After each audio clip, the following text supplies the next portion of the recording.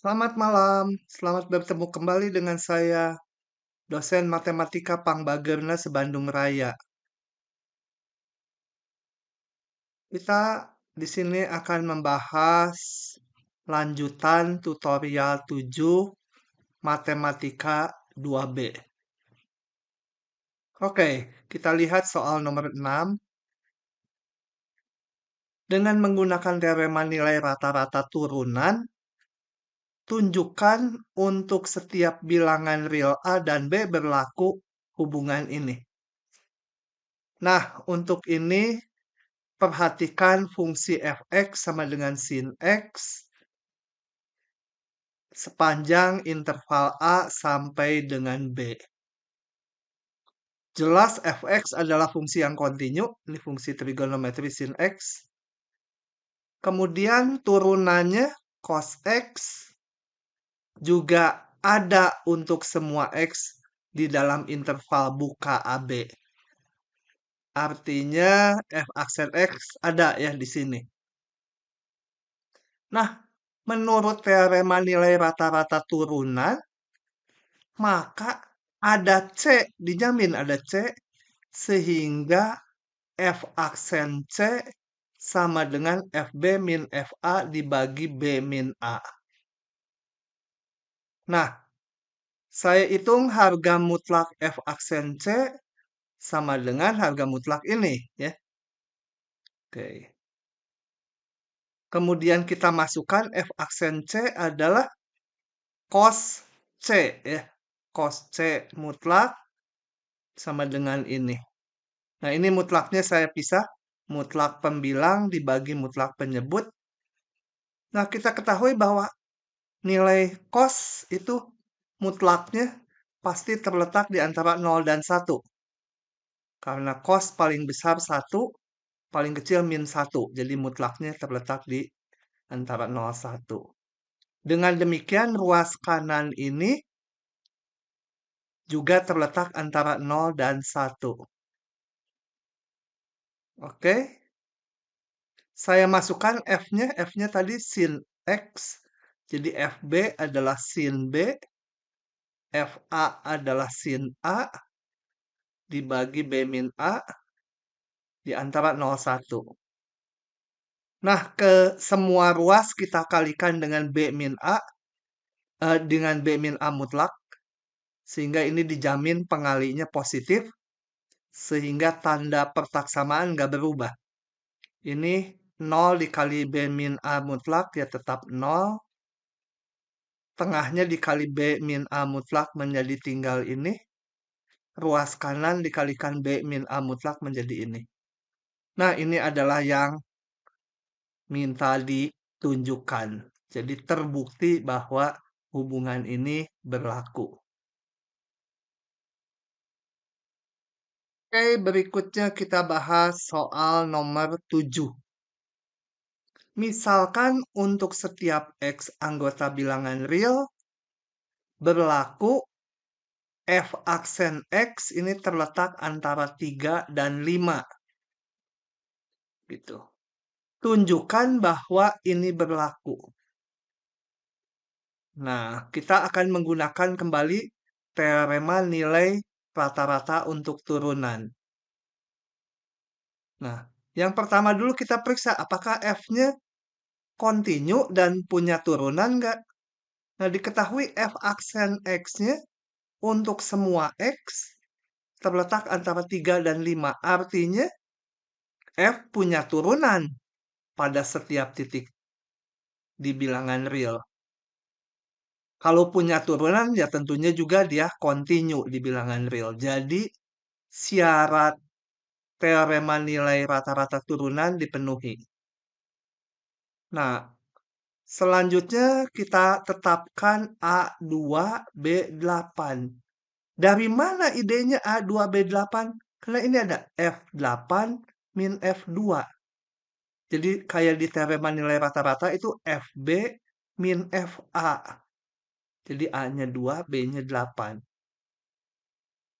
Nah, menurut teorema nilai rata-rata turunan, pasti dijamin ada C, sehingga F aksen C sama dengan F8 min F2, ya ini FB min FA, F8 min F2 dibagi 8 min 2. Dari soal kita ketahui bahwa F aksen C terletak antara 3 dan 5. Jadi, ini ruas kanan haruslah terletak antara 3 dan 5. Nah, selanjutnya semua ruas saya kalikan dengan ini 8 dikurangi 2 itu 6. Semua dikalikan 6. Karena dikalikan bilangan positif, tanda persaksamaannya nggak berubah. Ini kali 6 menjadi 18. Ini yang tengah kali 6 tinggal ini. Ruas kanan dikali 6, 30. Nah, ini adalah yang minta dibuktikan.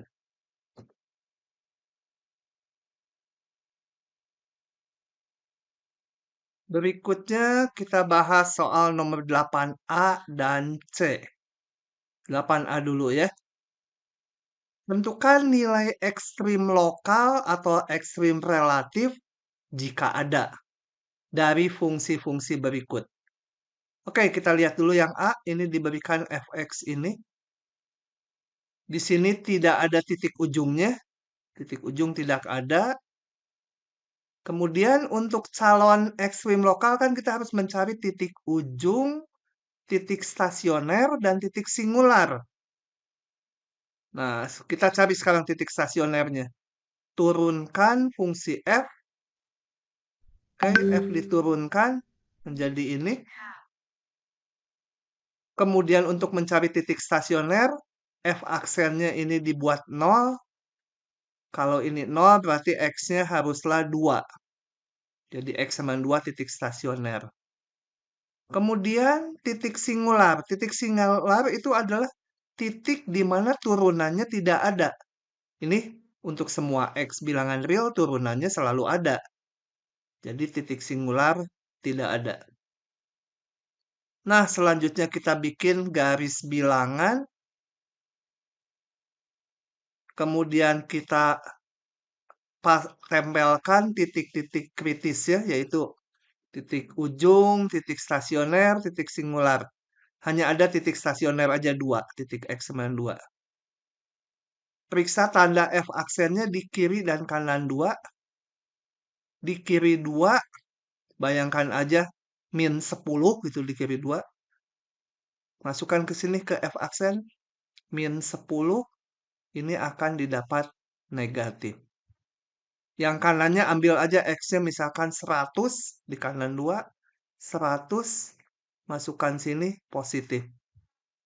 Nah, dengan demikian kalau tanda F aksennya ini min plus artinya grafiknya apa? Grafiknya dari kiri sampai 2 itu turun, kemudian dari 2 ke kanan naik. Dan 2 adalah titik minimum lokal. Gitu ya. Nilainya berapa? Nilai minimum lokalnya? Yaitu tinggal masukkan aja ke fungsinya. Gitu ya. Karena yang ditanya nilai ekstrim lokalnya, bukan titiknya. Jadi karena ditanya nilainya ya harus dihitung nilai fungsinya. Oke. Kemudian yang 8C. Fx sama dengan ini. Nah, karena ada akar, saya akan lihat dulu keberlakuan dari fungsi ini. Supaya terdefinisi, maka 8 min x kuadrat harus lebih besar sama dengan 0. 0 boleh ya. Dan ini kalau diselesaikan, x-nya haruslah terletak di antara min akar 8 sampai akar 8. Detailnya diserahkan ke mahasiswa ya. Gampang ini. Menyelesaikan persamaan ini. Jadi dengan demikian, saya punya untuk fungsi f ini titik-titik ujungnya min akar 8 dan akar 8. Di luar itu nggak boleh, harus terletak di antara ini. Karena di luar itu nanti yang di bawah akar jadi negatif. Oke, titik ujungnya udah ada. Kemudian saya hitung turunannya. Turunan perkalian ini. Turunan X, yaitu 1. Kali ini ditambah X-nya tetap kali turunan ini. Turunan ini adalah, ini pangkat setengah ya. Menjadi setengah. Ini pangkatnya menjadi min setengah atau akar di bawah. Kali turunan dalamnya lagi min 2X. Kita sederhanakan menjadi ini. Oh ya, saya mau menyamakan penyebutnya. Jadi yang ini atasnya dikalikan akar ini, bawahnya juga dikalikan akar ini. Oke, begitu. Kemudian yang suku kedua kita sederhanakan. Ya. Nah, disamakan penyebutnya, ketemu ini. Nah, kita akan cari titik stasioner. Jadi yang turunannya 0. Yang turunannya 0 kalau pembilangnya 0. Pembilangnya 0 berarti 8 min 2x kuadrat sama dengan 0. Didapat, samaan ini diselesaikan.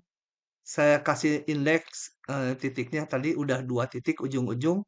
Yang ini kita sebut X3, yaitu min 2. Dan satu lagi X sama dengan 2. Oke? Titik singular. Singular yaitu yang turunannya nggak ada. Yaitu kalau bawahnya 0. Tetapi bawahnya 0 tadi udah tercover di sini, yaitu di min akar 8 dan akar 8. Jadi nggak kita hitung. Nggak ada titik singularnya gitu ya. Karena ini yang menyebabkan ini 0 udah di cover oleh titik ujung. Oke, kita pasang semua titik kritisnya. Titik ujung dan titik stasionernya. Di garis bilangan seperti ini. Buat garis bilangan. Pasang semua titik kritisnya. Titik ujung. Tadi ini titik stasioner, ini titik stasioner. Periksa tanda F aksen di setiap segmen antara min akar 8 sampai akar 8 ini. Nah, kalau diperiksa, dimasukkan ke sini. Ya, pilih aja titik-titik yang istimewa. Misalnya di sini pilih berapa ya? Min 2, di sini min berapa lah? Min 2. Min akar 8. Ya, pokoknya kalian cari bilangan di sini, masukkan ke sini, akan didapat nilainya negatif. Di sini pilih aja X-nya 0, akan didapat positif, dan di sini negatif. Dengan demikian, ini kita lihat grafiknya. Dari min akar 8 sampai min 2, grafiknya akan turun, kemudian naik sampai 2, dari 2 ke akar 8 turun lagi. Jadi kalau ini turun, ini titik maksimum lokal ya, min akar 8. Naik, turun lagi. Berarti ini maksimum lokal juga di 2. Maksimum lokal di sini. Kemudian minimum lokal ini karena apa? Turun, kemudian naik ini. Min plus. Berarti ini minimum lokal. Gitu ya. Kemudian yang ujung sini, dari 2 sampai akar 8 ini tandanya negatif. Turun. Berarti ini juga di akar 8 minimum lokal. Nah, yang ditanya nilai fungsinya. Nilai minimum lokal dan maksimum lokalnya. Jadi di setiap titik ini kita hitung nilai fungsinya. Nah, mungkin terlihat aneh. Kok minimum lokal nilainya 4. Maksimum lokal 4 juga. Nggak apa-apa karena hanya di posisi lokal. Gitu ya. Oke. Lanjut ke nomor 9.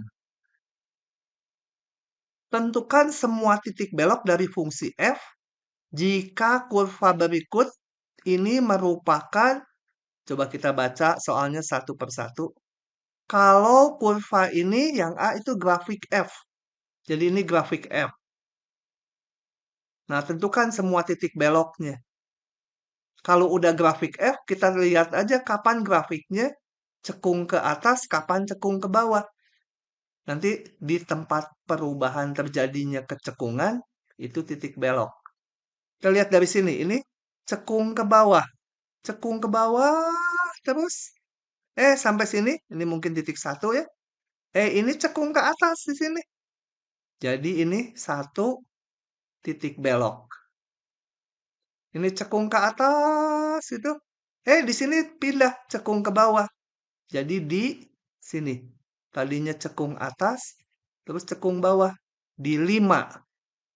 Di 5 juga titik belok. Gitu ya. Tempat terjadinya perubahan kecekungan. Yang B. Yang B. Sekarang grafik tadi itu merupakan grafik turunannya. Jadi kalau ini grafik turunannya, di mana titik beloknya? Nah, kita ingat gini. Kalau F aksen monoton naik, ini F aksen nih. F aksen dari sini ini monoton naik sampai 2. Berarti kalau F aksen monoton naik, grafik apa? Cekung ke atas ya. Cekung ke atas. Kalau F aksennya monoton naik. Ini F aksen nih. Ini grafik F aksen monoton naik. Dia cekung ke atas. Di 0 dari kiri ini. Dari 0 sampai 2. Kemudian di sini dia monoton turun sampai 4. Nah, berarti kalau monoton turun dia cekung ke bawah. Dari 2 sampai 4 cekung ke bawah. Dari 0 sampai 2 cekung ke atas. F-nya ya. Jadi 2 titik belok. Kalau kita teruskan ini. Dari 2 sampai 4 monoton turun. Kemudian dari 4 sampai 6 monoton naik F aksennya. Jadi kalau monoton turun F aksennya tadi cekung ke bawah, monoton naik lagi cekung ke atas. Ini titik belok lagi. Ya. Jawabannya kurang saya. Harusnya titik 4 juga titik belok. Karena apa? Dia monoton turun, kemudian monoton naik. Kalau monoton turun, cekung ke bawah. Kalau monoton naik, cekung ke atas. Ini terjadi perubahan kecekungan. Jadi ini harusnya 4 ya. 4,6. Ini kurang. Harusnya 4. Kemudian di 6 kita lihat ini. Ini tadi monoton naik. Kemudian monoton turun lagi si F aksennya. Kalau monoton naik, dia cekung ke atas. Monoton turun, cekung ke bawah. Di 6 titik belok lagi. Jadi ini tolong ditambahkan harusnya titik 4 juga titik apa? Titik belok. Jadi intinya titik belok kalau ngelihat dari F aksen tuh kita lihat perubahan kemonotonannya. Naik, turun. Ini titik belok. Ini turun, naik lagi. Ini titik belok. Naik, turun lagi. Ini titik belok juga. Gitu ya. Lewat turunan 2. Kalau ini merupakan turunan 2. Nah, kita lihat rumusnya. Kalau turunan 2-nya negatif, berarti cekung ke bawah. Kita lihat ini kapan negatif. Ini turunan 2 negatif di sini. Di bawah sumbu X sampai ini 1 nih. Ini cekung bawah. Kalau F aksennya besar 0 di sini. Aksennya besar 0. Dia cekung atas. Ini terus nih sampai sini. Ini positif F double aksennya. Ini cekung atas. Yang ini cekung bawah, jadi ini titik beloknya di 1. Oke, ini nggak ada perubahan karena ini positif, cekung atas. Ini masih cekung atas karena turunan 2-nya positif. Ini terus turunan 2-nya positif, cekung atas. Nah, ini negatif, cekung bawah. Turunan 2 negatif, cekung bawah. Jadi ini titik 5, sorry, titik 7, titik belok juga. Ya, karena berubah. Y double aksennya dari positif berubah jadi negatif. Bukan karena 0 ya. Kayak ini turunan 2-nya 0, bukan titik balik. Karena apa? Dia di sini positif, di kanannya juga positif. Jadi di sini cekung atas, di sini cekung atas grafik F-nya.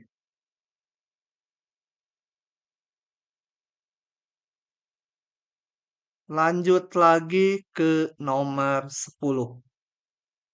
Misalkan diketahui fungsi F di 3 nilainya 2. Mana di 3 ini? Di 3 nilainya 2. Y-nya 2. Turunan di 3, ingat turunan itu kemiringan garis singgung. Setengah. Jadi kita gambarkan aja ini. Potongan garis singgung dengan kemiringannya setengah. Jadi lebih landai daripada grafik Y sama dengan X ya. Kalau Y sama dengan X itu kan turunannya 1. Ini setengah lebih landai. Nah ini. Dan turunannya selalu besar 0. Turunannya besar 0 artinya grafik F monoton naik. Turunan 2-nya kecil 0. Selalu cekung ke bawah. Nah, kita sketch grafiknya. Jadi grafiknya monoton naik, harus naik dari kiri ke kanan, dan harus cekung ke bawah. Jadi bentuknya pasti seperti ini ya. Melengkungnya ke bawah. Dia monoton naik dan cekung ke bawah. Oke, yang B. Berapa banyak solusi yang mungkin untuk persamaan fx sama 0? Nah, karena ini selalu naik, ya kemungkinan fx 0 hanya satu buah aja. Ya. Kenapa? Karena ini kan naik. Setelah di sini, nilainya selalu terus positif dan makin besar, makin tinggi. Karena tadi fungsinya kan monoton naik. Mungkinkah ini sepertiga? Coba kita lihat. Turunan 2 tadi diketahui kecil dari 0. Kalau turunan 2 lebih kecil dari 0, artinya apa? Fungsi f aksen monoton turun. Ya? Ingat, kalau f aksen negatif, f-nya monoton turun. Kalau f double aksen yang negatif, maka f aksennya yang monoton turun. Nah, f aksennya monoton turun. Kita lihat, diketahui di soal f aksen 3 setengah. F aksen 3 setengah. Karena f aksen itu harus monoton turun, berarti yang di kirinya harus lebih besar ya. Nah, f aksen 3 setengah, f aksen 2, ini titiknya di kirinya 2, harus lebih besar karena harus turun. Jadi, f aksen 2 harus lebih besar dari setengah. Supaya dari 2 ke 3, dia nilainya turun. F aksennya. Jadi tidak mungkin f aksen 2 sepertiga. F aksen 2 harus lebih besar dari setengah. Yang kiri ini nilainya harus lebih besar dari f aksen di 3. Begitu penjelasannya ya. Oke, berikutnya kita bahas soal nomor 11. Sketsakan grafik fungsi kontinu f Kalau continue berarti grafiknya harus nyambung. Nggak boleh terputus. Pada interval 0 sampai 6, ini intervalnya 0 sampai 6, yang memenuhi kondisi-kondisi berikut. Nah, yang gampangnya dulu. F0, 3. Jadi, X-nya 0, Y-nya 3. Ini melalui titik, ini ya. Ini dinamakan titik B sama saya. Melalui 0,3. Kemudian F3, 0. Di 3 nilainya 0. X-nya 3, Y-nya 0. X-nya 3, Y-nya 0 ini. Dan F6, 4. Di 6 nilainya 4. Ini tingginya. Titik D. Oke. Kemudian kita masukkan syarat ini. Turunannya kecil 0 pada 0,3. Artinya apa? Grafiknya harus turun sepanjang 0,3. Dari 0 sampai 3, grafiknya harus turun. Saya gambar dulu ini, yang warnanya abu-abu muda. Ya, dia harus turun pokoknya. Turun, dan nilai fungsinya di sini tadi 0. Jadi harus melalui titik ini. Turun, ini grafik yang biru ya, yang biru muda nih atau abu-abu muda. Dia harus turun 0,3. Kemudian positif mulai 3 sampai 6. Dari 3 sampai 6 harus monoton naik. Ini yang biru saya gambar. Dia harus naik. Tuh. Sekarang ditambah syarat ini. Dari 0 sampai 5, turunannya positif. Turunan 2-nya positif. Artinya apa? Dia harus cekung ke atas dari 0 sampai 5. Kemonotonannya jangan dirubah lagi. Ini harus turun kemudian naik ke sana ya. Nah, kecekungannya dari 0 sampai 5 harus cekung ke atas. Jadi kita bikin ini grafiknya. Turun dan cekung ke atas. Teruskan lagi. Di sini mulai naik, tapi harus tetap cekung ke atas. Jadi sepanjang ini cekung ke atas. Kemudian dari 5 sampai 6, turunannya negatif, dia cekung ke bawah. Tapi tetap ini harus naik, ngikutin yang tadi yang abu-abu. Naik, cekung ke bawah. Dengan demikian ini pasti titik belok ya.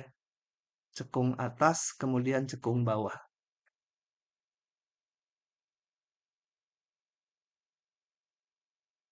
Soal terakhir yang saya bahas nomor 15.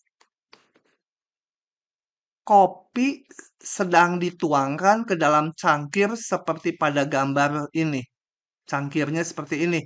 Jadi bawahnya lebar, sampai tengah itu agak sempit, kemudian ke atasnya melebar lagi.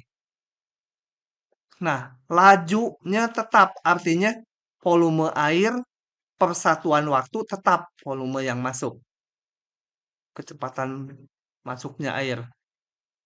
Buatlah sketsa grafik tinggi permukaan kopi dalam cangkir sebagai fungsi dari waktu. Sketsa grafik tingginya. Jadi kita lihat gini. Tinggi permukaan kopi dalam cangkir pasti monoton naik ya, karena diisi dengan laju yang tetap. Itu ini diisi air dengan diisi kopi dengan laju tetap, pasti naik terus permukaannya.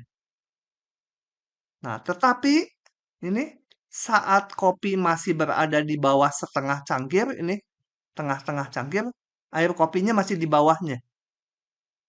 Nah, naiknya si air kopi akan makin lama makin cepat. Kenapa? Karena ini yang bawah luas permukaannya besar. Makin ke atas luas permukaannya makin kecil, padahal laju kopi yang masuk tetap.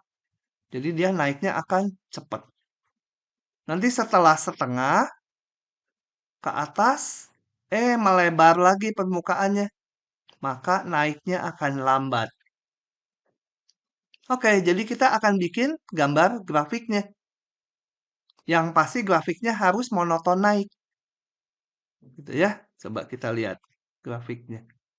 Misalkan nih sumbu Y menyatakan tinggi air kopi di dalam cangkir, yang ke kanan menyatakan waktu, T, waktu.